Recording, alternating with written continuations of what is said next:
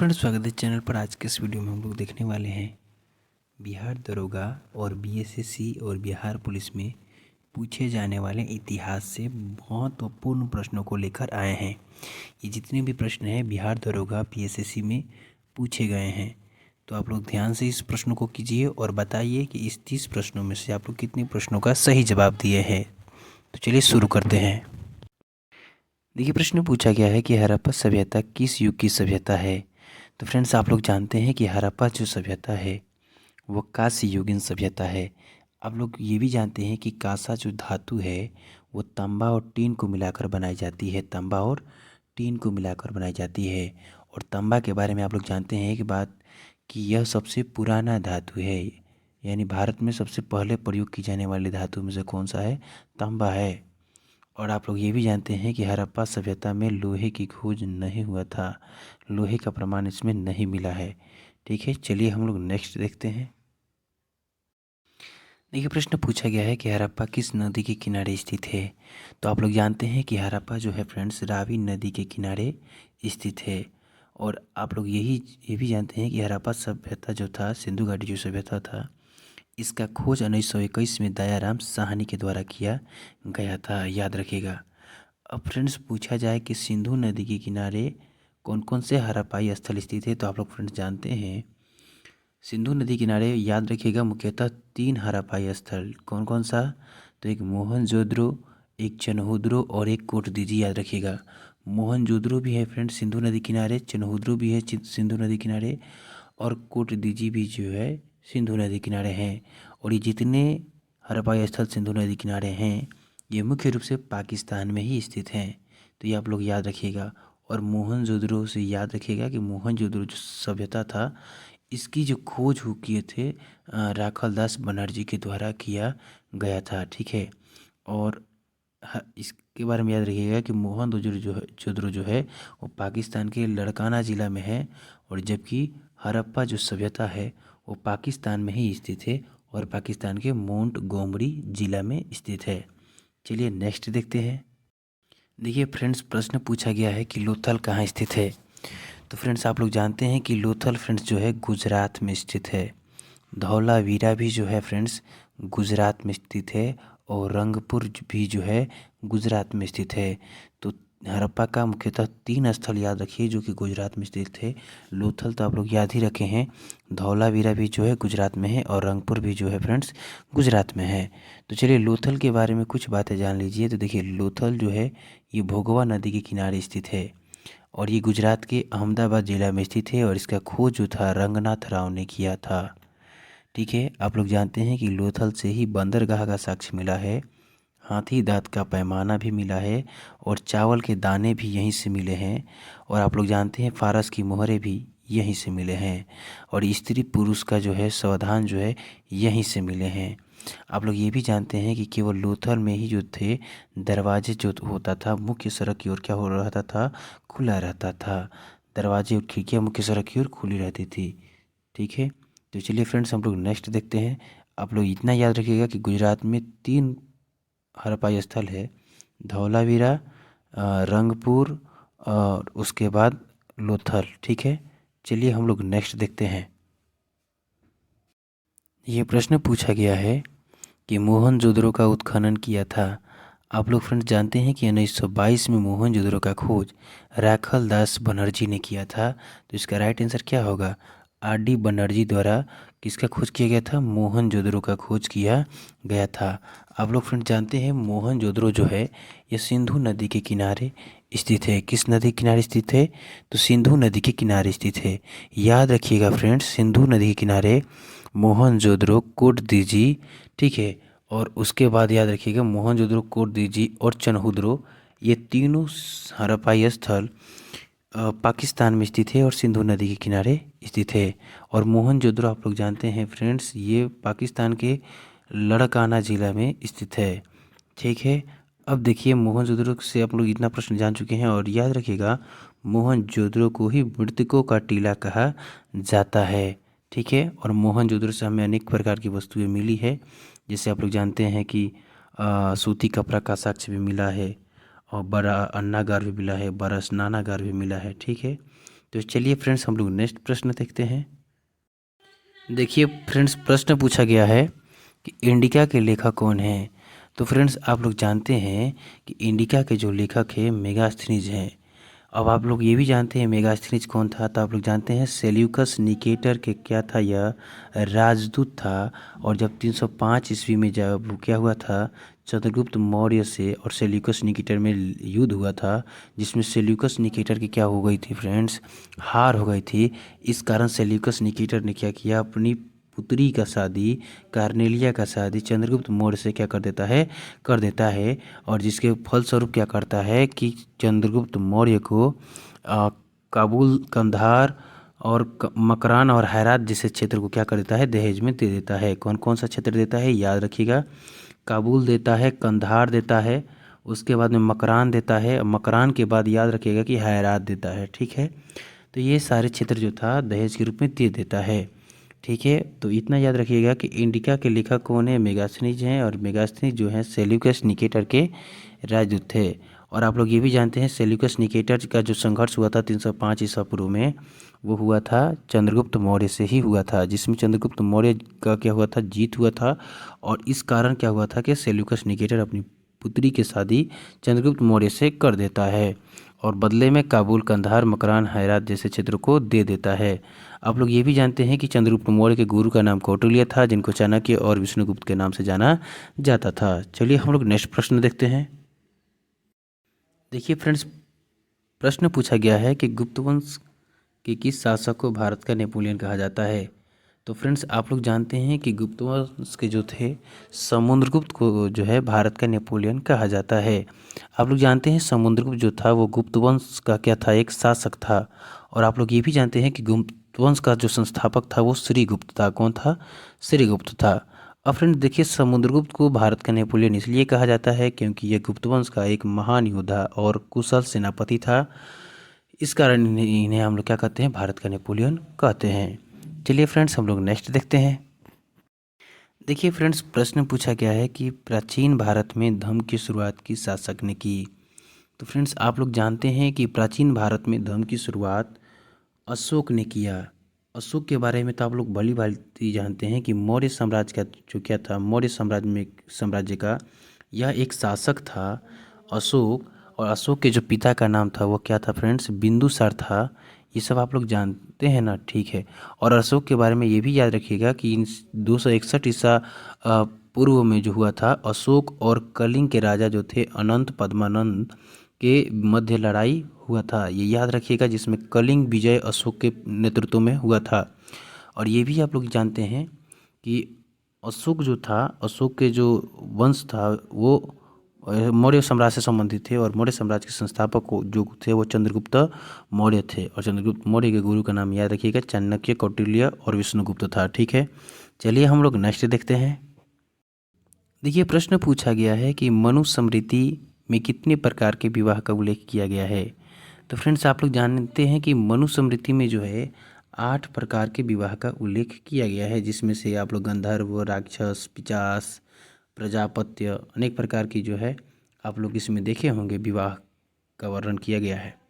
अब बात करते हैं कि मनुस्मृति जो है इसकी रचना किस काल में किया गया था। तो याद रखिएगा फ्रेंड्स, शुंग काल में किया गया था।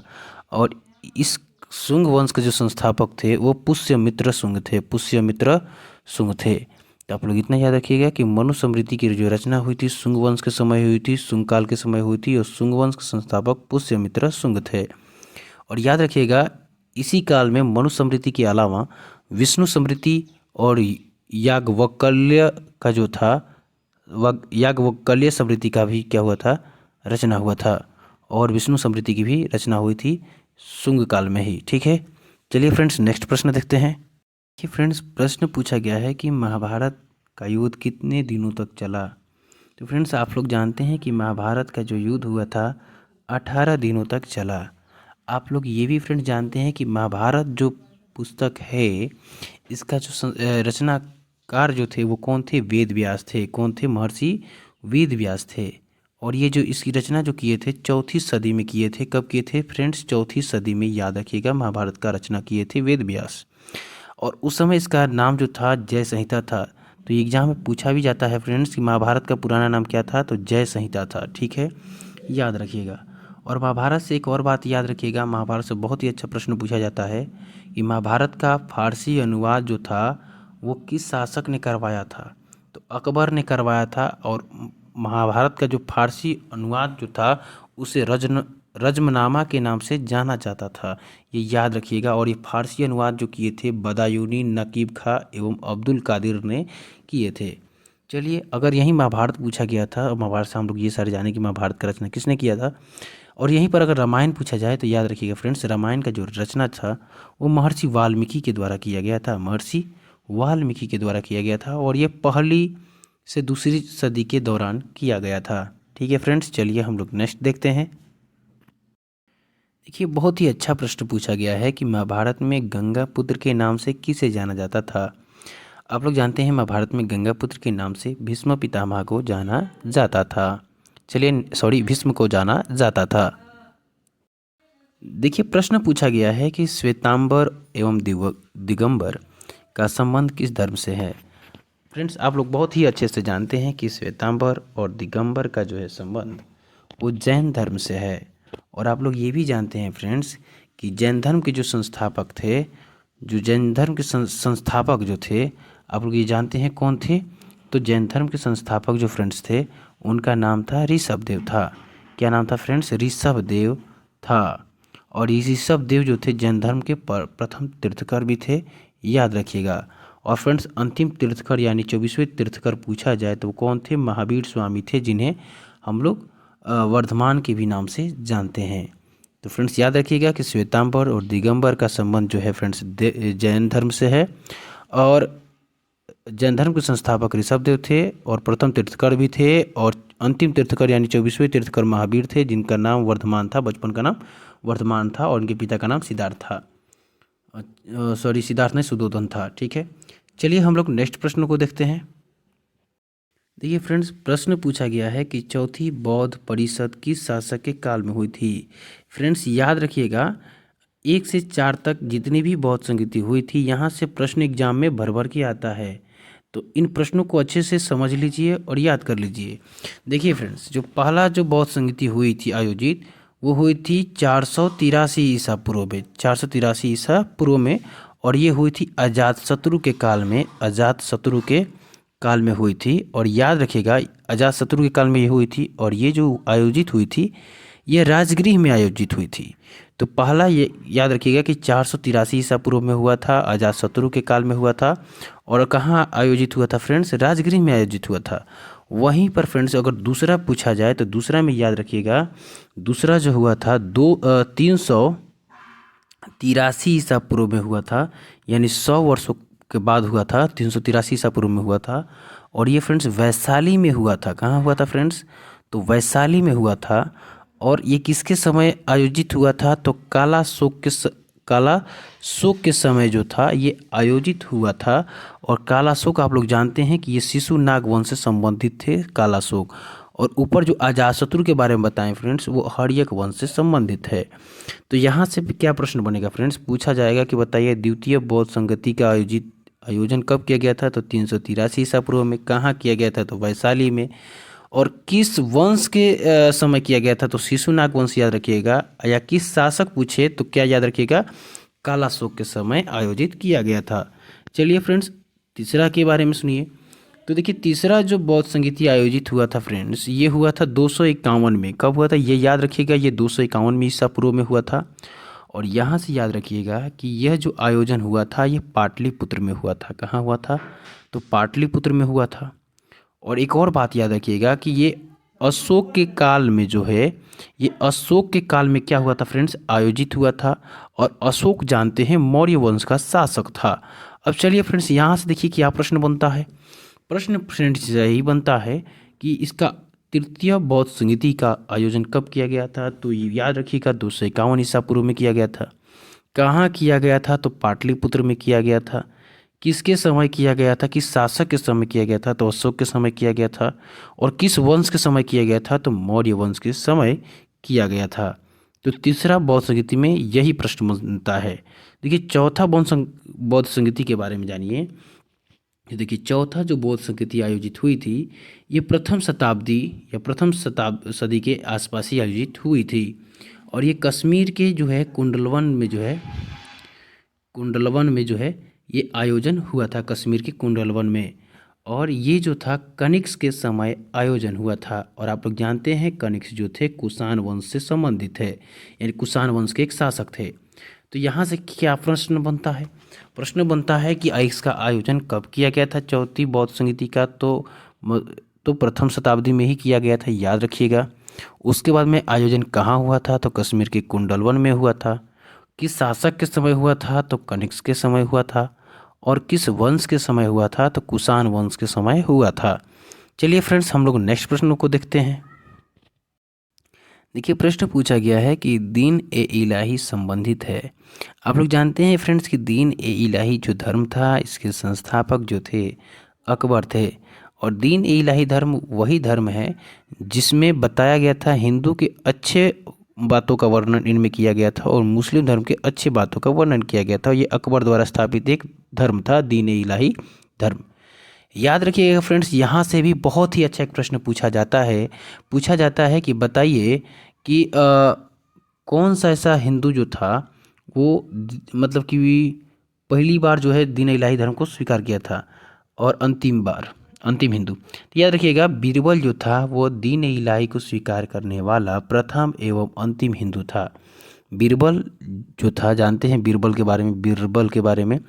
तो बीरबल जो था ये दीन इलाही धर्म को स्वीकार करने वाला प्रथम एवं अंतिम हिंदू था।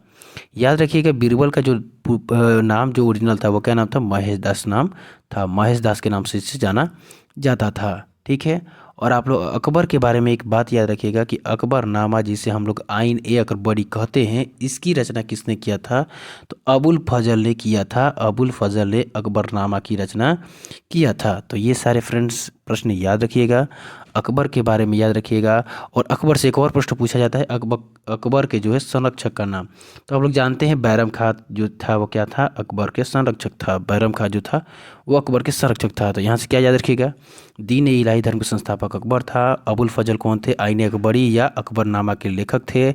उसके बाद बीरबल का ओरिजिनल नाम क्या था? महेश दास नाम था। और बीरबल वही व्यक्ति था जो दीन ए इलाही धर्म को पहली बार और अंतिम बार स्वीकार किया था, यानी प्रथम और अंतिम हिंदू जो था दीन ए इलाही धर्म को स्वीकार करने वाला बीरबल ही था, ठीक है। ये सारे प्रश्न याद रखिएगा। और बैरम खां क्या था? अकबर के संरक्षक था, बॉडीगार्ड था, ठीक है। चलिए हम लोग नेक्स्ट देखते हैं। देखिए प्रश्न पूछा गया है कि भारत का अंतिम मुगल शासक कौन था? तो आप लोग बहुत ही अच्छे से जानते हैं कि भारत का अंतिम मुगल शासक बहादुर शाह जफर था।